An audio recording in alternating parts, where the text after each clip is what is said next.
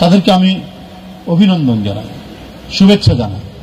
আর আমাদের আন্দোলন তো শেষ হয়নি, আমাদের আন্দোলনে আমরা এখনো রয়েছি, আমাদের টার্গেট আমরা এখনো পৌঁছতে পারিনি। আমরা এখনো সাহসে ভর করে এত নিপীড়ন সহ্য করে আজকে দেখুন এই বৈশাখী খরতাপে এত মানুষ এই রৌদ্র তাপ উপেক্ষা করে এইখানে উপস্থিত হয়েছেন যে সদ্য কারামুক্ত বন্দীদেরকে সংবর্ধিত করার জন্য। এরপরে শেখ হাসিনা আপনি আর কি বার্তা চান? আপনার সাধারণ সম্পাদক ওবায়দুল কাদের সাহেব কত হুমকি দিচ্ছেন, কত ধমকি দিচ্ছেন, এটা একমাত্র হচ্ছে ঈর্ষা থেকে, ক্ষোভ থেকে। আরে এত দমন পীড়ন করলাম, 25,000 লোককে গ্রেপ্তার করে কারাগারের মধ্যে রাখলাম, দলের মহাসচিব, স্ট্যান্ডিং কমিটির মেম্বার, আপনার আমাদের ফুটবলার আমিনুল থেকে শুরু করে কে না ভাইস চেয়ারম্যান, এদেরকে বন্দী করার পরেও এরা যেন একেবারে, আমি এর আগেও আমি বলতাম যে বিশেষ করে চলন বিল এলাকায় এক ধরনের আমন ধান হয়, সেই আমন ধান এমন ধান যত বন্যার পানি বাড়ে ততই আমন ধানের মাথাটা পানির উপরে থাকে, যত বাড়ে ততই পানির উপরে থাকে। তাই যতই নিপীড়ন নির্যাতন হোক, যতই পানিতে ডুবিয়ে দেওয়া হোক, বিএনপির মাথা বলবীর চির উন্নত মানুষ, এই মাথা শেখ হাসিনা প্রবল দমন পীড়নের মধ্যেও এটাকে দমিয়ে রাখতে পারেনি।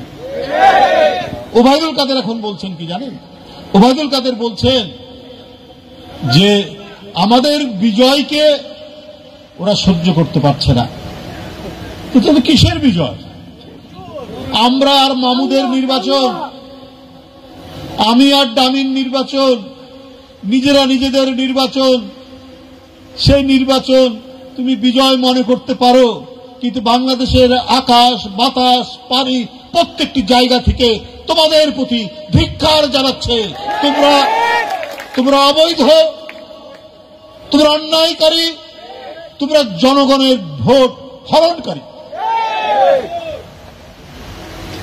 বলছেন যে এইবারে আমরা বিএনপি সহ সাম্প্রদায়িক শক্তিকে প্রতিরোধ করব। ওবায়দুল কাদের সাহেব লজ্জা করল না বলতে? পৃথিবীর মধ্যে সবচেয়ে ভয়ঙ্করতম সাম্প্রদায়িক শক্তি এখন পার্শ্ববর্তী দেশে রাষ্ট্র পরিচালনা করছে। বাবরি মসজিদের জায়গায় মন্দির বানিয়েছে। এটা কি মিথ্যা না এটা সত্য?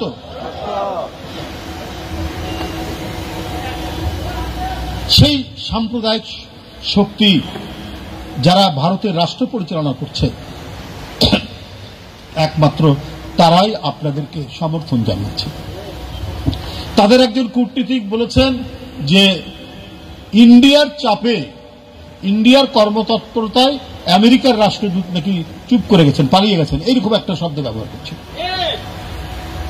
তো এত বড় সাম্প্রদায়িক শক্তি যারা আজকে ভারতের রাষ্ট্র ক্ষমতায়, এই তো কদিন আগেই আমরা দেখলাম জুম্মার নামাজ পড়ার সময় সেখানে পুলিশ মুসল্লিদেরকে পদাঘাত করছে।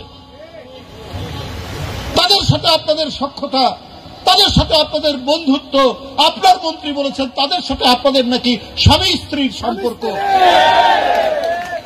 আর আপনারা বলেন সাম্প্রদায়িক শক্তিকে যদি তাড়াবেন। আপনারা দেশের মানুষের হৃদয়ের ভাষা বুঝতে পারেন। আপনারা শুধু পার্শ্ববর্তী দেশকে খুশি করার জন্যই এই সমস্ত কথা বলেন। আপনারা যে কত ভণ্ড, আপনারা যে কত আত্মপ্রবঞ্চক, এটাকে দেশবাসী জানে। এই জন্য অবাধ সুষ্ঠু নির্বাচন দেন না, এই জন্য মত প্রকাশের স্বাধীনতা দেন না, এই জন্য জনগণের সমস্ত নাগরিক অধিকার, নাগরিক স্বাধীনতাকে আপনারা আজকে কুক্ষিগত করেছেন। আজকে আইন, আদালত, আইন শৃঙ্খলা বাহিনী, পুলিশ, র্যাব সবকিছু আপনাদের হাতের মুঠোয়, সবকিছু আপনারা কুক্ষিগত করে রেখেছেন। কোথাও কোনো প্রতিষ্ঠান স্বাধীনভাবে কাজ করতে পারছে না। সব আওয়ামী ফ্যাসিবাদের ছাতার নিচে আপনারা তৈরি করে রেখে এদেশের গণতন্ত্রকামী মানুষ, শুধু বিএনপি নয় সকল জনগণকে আপনারা বন্দী করে রেখেছেন শুধুমাত্র পার্শ্ববর্তী দেশে তাদের সহায়তা দিয়ে। 18 কোটির দেশ, আমরা জনসংখ্যার ভিত্তিতে আমরা একটা ছোট দেশ নই, আমরা একটা বড় দেশই বটে যদি আমরা জনসংখ্যা বিবেচনা করি। এইখানে কোন ফ্যাসিবাদ বেশি বেশি টেকেনি। আপনি জনগণকে অনাহারে রাখবেন, আপনি জনগণকে ক্ষুধার্ত রাখবেন, আপনি রমজান মাসে গরিব মানুষ, শ্রমজীবী মানুষ চিনি কিনতে পারবে না শরবত বানানোর জন্য, একটা লেবুর দাম হবে 25 থেকে 30 টাকা, তারপরেও বলবেন আপনারা সরকারে আপনার জনগণের বন্ধু। কি ভয়াবহ পরিস্থিতি। একজন মা, তার শরীরে অস্ত্রোপচার হয়েছে, হাসপাতালের সেই অস্ত্রোপচারের বিল পরিশোধ করতে পারেনি, এই কারণে সন্তানকে হাটে গিয়ে বিক্রি করেছে। এটা সংবাদপত্র এসছে। গোটা জাতিকে ক্ষুধা, দারিদ্রতা, অনাহার, দুঃখ, কষ্টের মধ্যে রেখে জনগণের টাকা লুট করে আজকে কুয়ালালামপুর, আজকে দুবাই, সিডনি, কানাডায় সেগুলোতে সব প্রাসাদোপম বাড়ি বানাচ্ছে। এটাও আমাদের কথা না, সংবাদপত্রে আসছে। দেশের মানুষ খাবার জন্য হাহাকার করছে, আর আপনার ক্ষমতা ঘনিষ্ঠ আওয়ামী লীগের অত্যন্ত প্রিয় যারা, তারা আজকে কি বলে যে সিঙ্গাপুরের শ্রেষ্ঠ ধনীদের তালিকায় 10 জনের মধ্যে একজনের নাম। তবে আওয়ামী লীগের ঘনিষ্ঠ ব্যবসায়ী, আওয়ামী লীগের ঘনিষ্ঠ নেতারা কত টাকা পাচার করেছে? একজন চট্টগ্রামের এমপি, তার 200 মিলিয়ন পাউন্ডের কয়েকটা বাড়ি পাওয়া গেছে এবং পরে সেটা স্বীকার করেছে লন্ডনে। ইংল্যান্ডে তার সম্ভবত 250 মিলিয়ন পাউন্ডের বাড়ি সেখানে পাওয়া গেছে। তাহলে জনগণের টাকা বিদ্যুতের নামে, কুইক রেন্টালের নামে, বিভিন্ন প্রজেক্টের নামে, সেটা মেট্রো রেল হোক, আর সেটা পদ্মা সেতু হোক, আর সেটা আপনার ওই রূপপুর অ্যাটমিক প্রকল্পের হোক, কিছুটা তো চাক্ষুষ ঘটনা।